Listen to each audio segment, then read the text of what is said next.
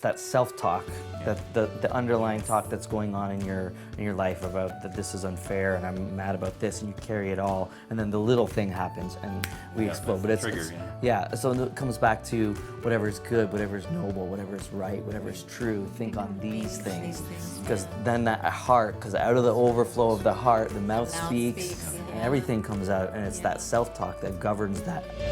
So we're back in the kitchen with our kitchen couples, Mike and Diane, and Dan and Danielle. Okay, anger. It is a really big topic. It is not. I knew you were going to do something like No. that.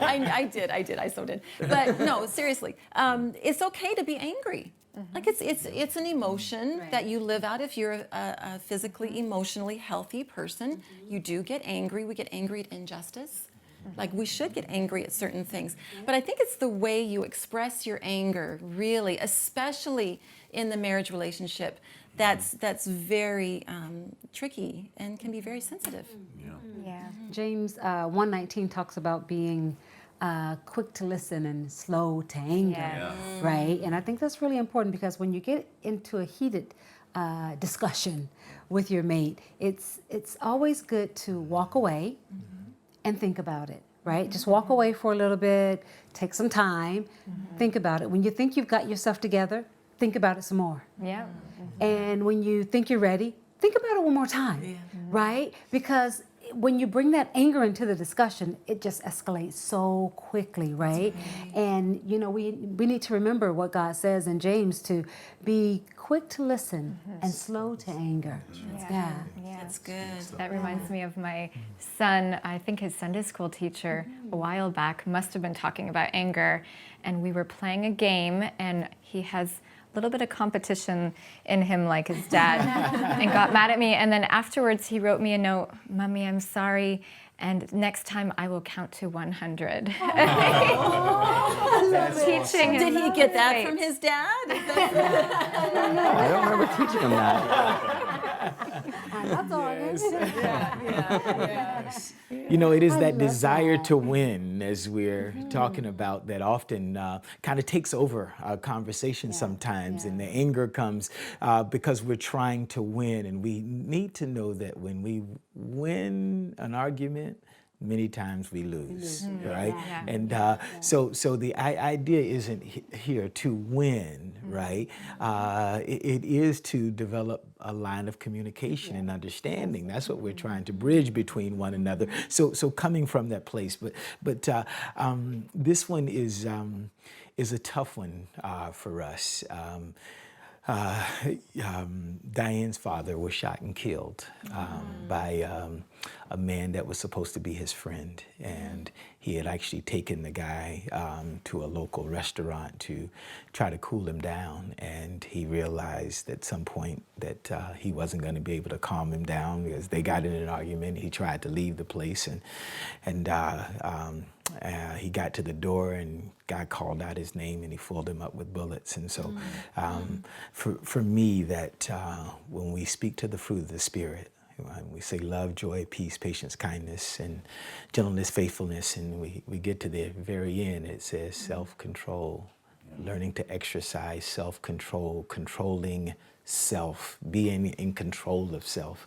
And especially as men, right, I believe that this is something that we need to be committed to, is making sure that we can control self, right? And we can't totally do that on our own. We do have to depend on the Holy Spirit. We do have to have God for His guidance. And so sometimes we do need to just take a pause. Absolutely. That's for sure. You know, Mike said it's not necessarily an inherited thing, that's a myth, but you do learn some things, you know, from watching, and some, you know, who grow up in a family where there's anger. It might take more of that self-control when he's an adult, maybe dealing with his spouse. But as you say, Mike, you need to, you can't think you can do it all on your own, you know. And ideally, it's someone has committed their life to Christ, and then the Holy Spirit dwells within them, and there is that strength to draw on when you're in those moments and you're just ready to explode. And you can, as Diane said, you know, just take a moment to calm down, even send up a prayer or two, say, Lord, help me in this right now. I know what I'm feeling, but I don't have to act on this. That's right. And it can be pretty destructive if you act on it. Well, like you said, our anger, if it's unbridled, if it's explosive like that, it not only hurts the person we're angry with, but in your father's case, a whole family, a whole community is hurt because of it. That's right. Yeah. That's The honesty is it's not in the blood, it's in the heart. And that's what we need to be honest. Anger is not in our blood, it's in our heart, right? And so we need to make sure that we guard our hearts. And our homes need to be a place where we feel free to express. If we're upset, if we're angry about something, we feel free to express that. But our homes need to be a safe place so that the listener of our expression is safe as well. And so it's done well. There's little listeners too, as the couple here with young kids, it's important to note maybe we're having a heated moment in front of the kids. That's going to happen. Often we reconcile behind closed doors after they're in bed. We'll talk about it further, but they don't have the benefit of seeing that moment. So often what we'll do is the next morning in front of the kids say, you know what, honey, I'm sorry we were talking that way, and I'm glad we had that talk.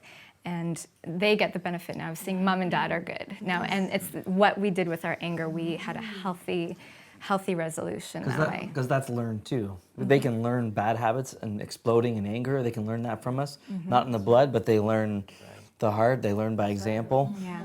And they can learn the good. That's right. Yeah. We have to get it first, obviously. That's really good.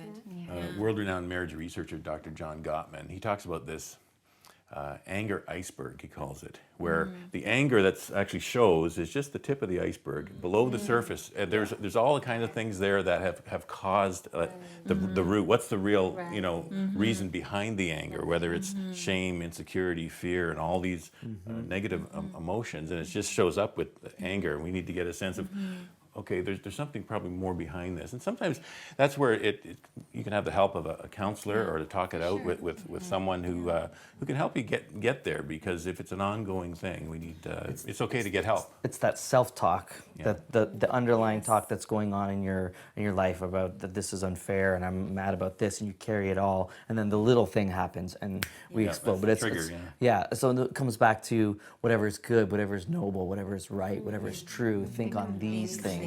Because then that heart, because out of the overflow of the heart, the mouth speaks, and everything comes out, and it's that self-talk that governs that underside, the underwater part of the iceberg. Really good. Yeah. That's so good. Okay, well, wish we could keep going. This is a good discussion, Yeah. but we'll take a break and more to come.